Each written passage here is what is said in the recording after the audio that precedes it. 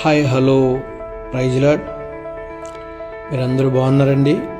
ఈ house of prayer పరిచర్ను support చేస్తూ అనేకులకి share చేస్తూ లైక్ చేస్తూ సబ్స్క్రైబ్ చేసుకుంటున్న ప్రతి ఒక్కరికి కూడా నా హృదయపూర్వక వందనాలండి.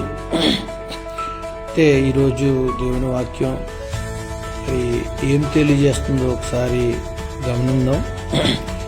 చూడండి, మనం ఈ లోకంలో ఉన్నప్పుడు ఇహలోక ధనము కొరకు ఇహలోక ఆశల్లోనూ ఇహలోక పనుల్లోనూ పడిపోయినప్పుడు మరి దేవుని గురించి చింత లేకపోతే దేవుని రాక గురించి ఆలోచన మనకి ఉండదని మునుపు మరి శిష్యులుగా ఉన్నవారితో ప్రభువైన యేసుక్రీస్తు వారు చాలా సందర్భాల్లో మెలకువ కలిగి ప్రార్థన చేయుడి, మెలకువ కలిగి ఉండుడి అన్న మాట